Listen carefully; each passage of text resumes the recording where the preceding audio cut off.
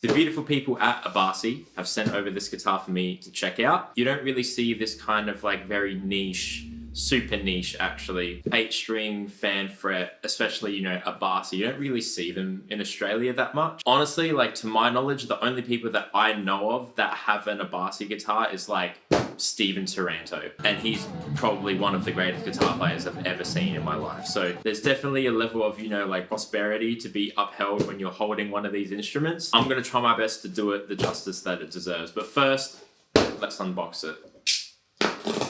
Now, I know that it's an 8-string because when they asked me which one I would like to try out, I said that I wanted an 8-string because I don't really have 8 strings. I don't really play 8 strings that much. I'm not a big 8-string guy. I have played them before. I'd much rather a 7-string.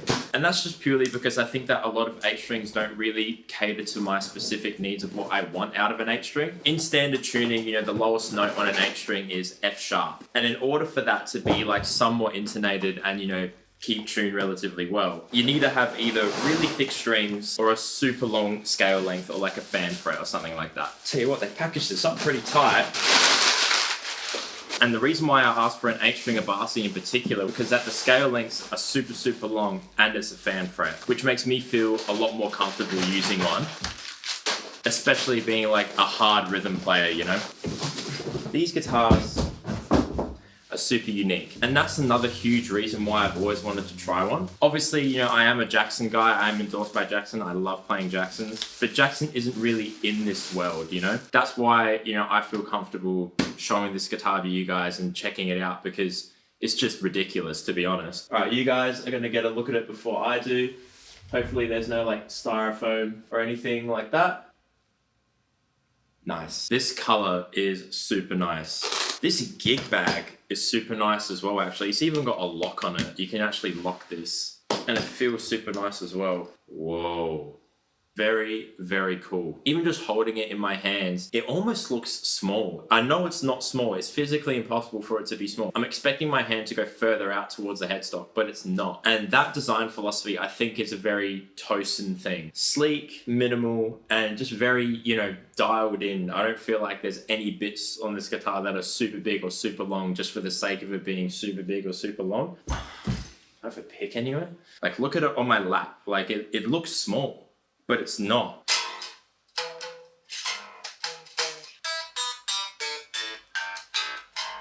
Not bad for coming halfway across the world, to be honest. There's like one string that's really out of tune. That's the one. This is a Legion model. It doesn't say Abasi on the headstock. This is one of the more budget options that Abasi offers. I have played the more premium Abasis. I've held a couple at NAMM over the years. And just on, you know, first impressions, just holding it in my hands right now, it doesn't feel any different from those in terms of like how it actually sits in your lap and how it feels in your hand. I'm not a big, you know, classical stance guy, but obviously there is, you know, the perfect cutaways. It's, you know, very forward thinking. They always think of that stuff with these modern guitars. For me, I'm happy to just kind of have it over here. Basswood body with a full Wenge neck and fingerboard. The scale length for the 8-string is 25.5 inch on the bottom, so your normal standard Fender scale, and then 27.5 on the top. Now that's typically half an inch longer than what you'd find on most either straight scale 8 strings or fan fret 8 strings. And that's always been my big gripe with like a lot of fan fret and just normal 8 strings that you see, as at the low end of the scale, whether it's straight or fan, just isn't long enough, especially when you drop it to E, which this guitar has come set up in. I'm not sure if that was intentional or not, but you know, even with a super thick string in E, 27 just isn't enough. Having that extra half inch, you won't feel it that much on the fan, but it will help a lot with the tension. For what I plan to do with this anyway, mainly keep it around standard, maybe put it down to drop E at its lowest. 27.5 is perfectly fine. 24 jumbo stainless steel frets, which is huge. After having owned fan frets in the past that didn't have stainless steel frets, I'm not gonna get too nerdy into it, but the way that the string kind of hits the frets when it's a fan fret, it's a lot more abrasive. And when it's not a strong stainless steel fret, it just goes immediately and you have to get them replaced. And from what I can tell, no sharp edges on any of the frets, which is awesome. The fretboard radius, now again, this is a one-of-a-kind instrument. You're not really going to find many like this. That's why I'm more than happy to cover it on the channel. 16 inches to 21.5 inch compound radius. 21.5 is the flattest I've ever played and ever held in my hands. A lot of the Jackson Misha signatures are 20 inches off the rip. And I've also been playing, you know, the Josh Smith signature a lot, which is I think a compound of 14 to 16, as is that Gold Sparkle one. I do miss the flatter radius, so the 21.5 is going to feel probably really nice when I'm doing leads and stuff, but 16 on an 8 string I think makes sense. If it were 21.5 even up here and it was just the straight kind of fretboard radius the entire way, especially because it's fanned and an 8, it would feel ridiculously flat and it would be probably very uncomfortable to do some of these big chords down here. So I presume that's why they went with the compound of 16 to 21.5. The nut is graphite, and the neck shape that they've listed on the website is thin U, and I can attest to that. It kind of does feel like a thin U. It's relatively flat. I know that some Abasis have like the teardrop design that might just be on their master series. I'm not really feeling much of that on this one, but yeah, thin U definitely fits the description. It's kind of flat on the back. It's worth noting that, you know, the way that it meets up with the body being bolt on is also particularly pleasing, with the cutaway over there, you know, when you're doing all of that stupid prog guitar virtuoso stuff, it definitely helps. Truss rod adjustment at the heel of the neck, which is perfect. That's exactly what I want, especially out of a guitar like this. 2 reinforcement rods in the neck, which again is perfect for a guitar that is as chunky as this one. Chunky as in the neck being wider than your normal 6-string. 5-way split on the switch over here. Fishman Fluence Tosin Abasi pickups. Anyone that's ever watched me before probably knows that I am a massive bare knuckle pickups guy. I love my bare knuckle pickups. I love my passive pickups. I haven't really gelled with Fishmans in the past. I've been very quick to kind of take them out some guitars that I've gotten. I have heard that a lot of people do like the Tosin ones. I'm keen to get into it and see what they're all about. I know that Tosin loves all the clean thumping stuff, and I can imagine that the compression on these for that stuff would be absolutely wild. We will get into that shortly. Single saddle bridge design over here in the fan, which I guess makes it super easy when you're doing different fans for different guitars. You can just have the single saddle on at each position and it all gets intonated properly. As far as fit and finish goes, you know, on first impression, you know, I can't see anything that's particularly worrying. Oh, while we're here, locking tuners on the back, Abasi branded locking tuners. Crafted in South Korea. So this is a South Korean made guitar, which shouldn't mean too much in this day and age, to be honest, but it is worth going over, you know, the little nooks and crannies to see if there are any blemishes. But again, from what I can tell, there's nothing really sticking out to me. There's no tool markings on the frets or the fret ends. The back of the fretboard looks really nice and smooth, the back of the neck rather. Really enjoying that open grain kind of finish on the Wenge. It is very nice to look at. Oh, also these kind of like offset inlays. I don't know if you can see that, but it's got that kind of like loop rather than just like the standard offset or just straight design. If this guitar had inlays in the middle of the fretboard, I would never want to pick it up in my life. I'd hate everything about it. I can really appreciate the fact that there was some sort of design element put into the inlays, because when you have a guitar that looks like this and has the specs like this, like there's no reason to have inlays right in the middle of the fretboard like it's your first time ever picking up a guitar, you know? I figured that since I'm trying to turn myself into Tosin Abasi, I should probably learn how to play like Tosin Abasi. Unfortunately, you know, contrary to popular belief, you don't get the skills when you get the guitar. I'm running my guitar into the Abasi micro aggressive pedal as well. I've got it on my desk. This pedal is really cool. It's kind of like a compressor and saturation thing all in one. Long story short, it makes all of like the thumpy, tappy, selective picking stuff really pop out. And when you combine that with like the Fishman Tosins that are already pretty compressed, it makes that style of playing a little easier, which is good for us because I've literally never tried it before. Right now, I'm just using the clean amp in Archetype Abasi, and the pedal is doing most of the heavy lifting. It sounds a little bit saturated, you know, it's not completely clean, like, but you can really hear the compression in there, even though I'm picking super hard. Probably one of the most obvious ways that I can try turning myself into Tosin Abasi is by thumping. I can't thump. Thumping is very, very hard. Anyone that's ever tried to thump before definitely knows the frustration of what it feels like to do it. Luckily, I think I have a little bit of the Tosin thumb. I can bend it pretty far back. I'm not sure if it's as far back as Tosin, but luckily for me, I have some friends that are very good at thumping, like Toby Peterson-Stewart from the Omnific and Jacob Umansky. And every time I've shown them this thumb, they go, that's it, you've got the thing. You just need to figure out how to use it. They've tried telling me the action of how to do it. A couple tips that I got given was using the pickup as kind of like a rest for your thumb. So that way you're not kind of like thumping into thin air. Like your thumb kind of catches onto something and kind of uses it as a ramp, if that makes sense. All I want to do is go da da and then hammer on. That's all I want to do. I'm really trying to like arch my thumb. It's so weird. I don't know where you're meant to hold the pick when you're doing this. See, I'm not sure if I should be like side on or more like this. Any thumpers in the comments, let me know.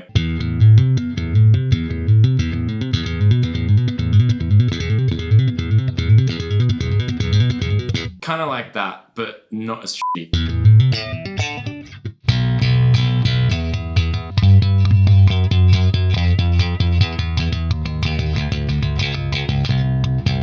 Slapping is definitely a little bit easier, just kind of like slapping your wrist onto the string, or I guess I'm like slapping on the knuckle. I'm not even sure if that's how you're meant to be doing it, but like trying to like really get that pop going.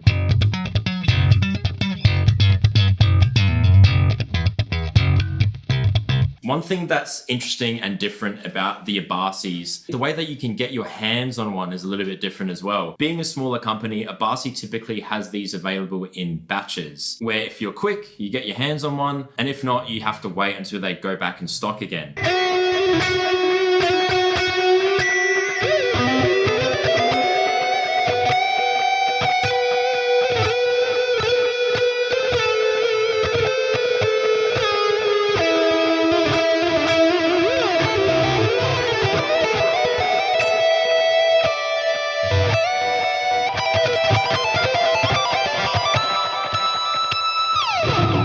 For the Legion series, like this one, the import model, it's typically one finish at a time across all of the different models. So the 6, the 7, and the 8 in both the Lorada shape and the Emmy shape. This one's the Lorada shape, kind of like this big horn thing. I kind of like that, to be honest. It kind of makes guitars feel exciting again, you know? The fact that it's kind of like a limited thing, like you can say that you got this model from this time in this like exact color that you wanted, you know?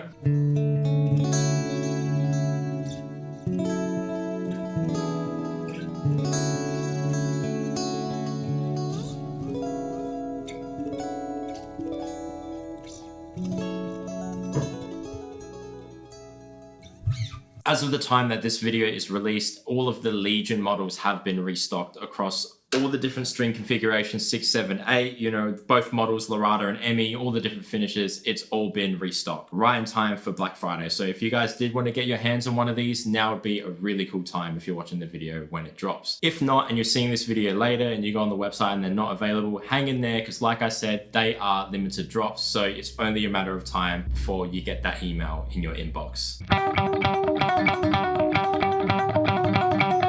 A really simple example of selective picking, and kind of like a caveman example, is that you basically hammer on from nowhere. So you don't pick the note first, you hammer it on, and then you pick again after. So it feels a little bit weird because usually, like, you know, your brain is wired to kind of pick the note that you're playing. But with this, you hammer it on first and then pick it, like. But when you put it across other strings, like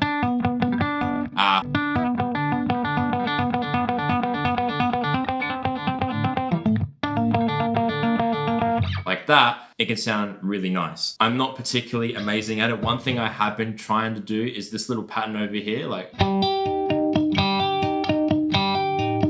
You do have to pick the first note because it's an open string, but it's pick, hammer on, pick. Like.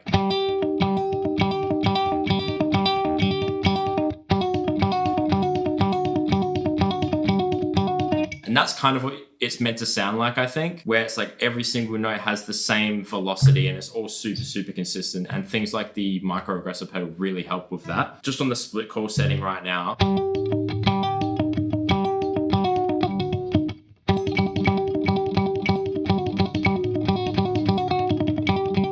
I'm gonna try and make it a little bit more fleshed out. So da-da-da-da-da-da. Oh my God, I have to concentrate so hard. So that last bit there, like open, hammer on, pick, pick, hammer on, pick, pick, or whatever it is. That's a tough one, I'm not gonna lie. Ah, fuck.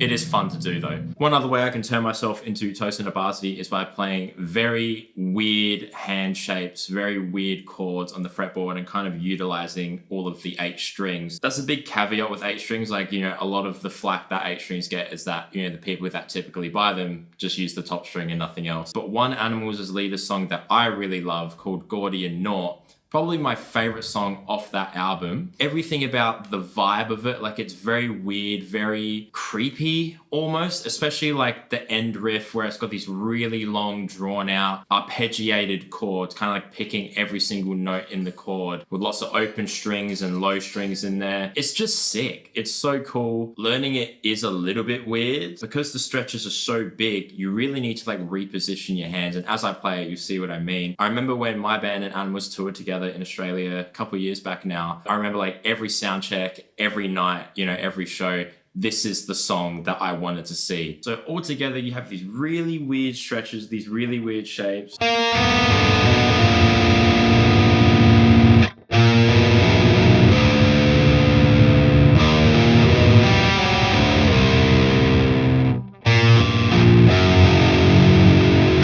Just has this stank riff at the end. It's literally just 0 and 1 in standard. I don't know what that interval is, but it's disgusting.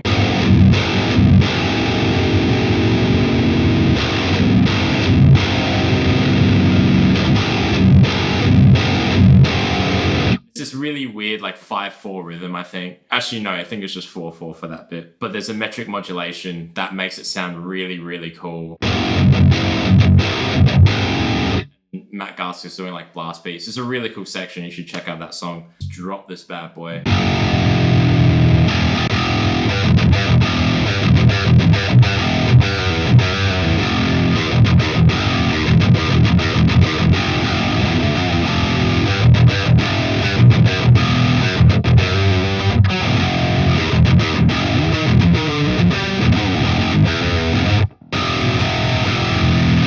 This was a little bit more familiar.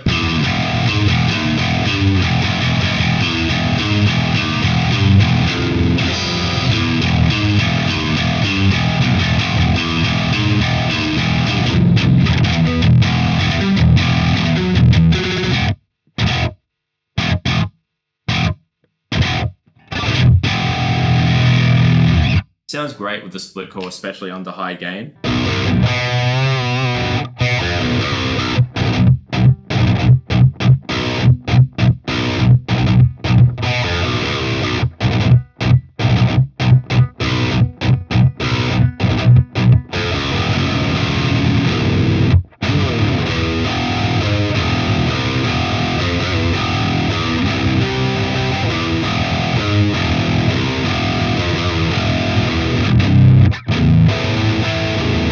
As frustrating as it is to learn how to like selective pick and thump and do all that stuff, I've had a lot of fun with this guitar. And obviously that's always the main thing. You want a guitar to feel fun. There's a lot of cool things to get excited over with this guitar. Everything from, you know, the weird scale length to these really chimey split coils. I don't think I've turned myself into Tosin Abasi just yet, but give it a couple more videos, we might get there. Shout out to Abasi for putting this guitar in my hands. Massive thank you to you guys for watching, and I'll catch you in the next one. Peace.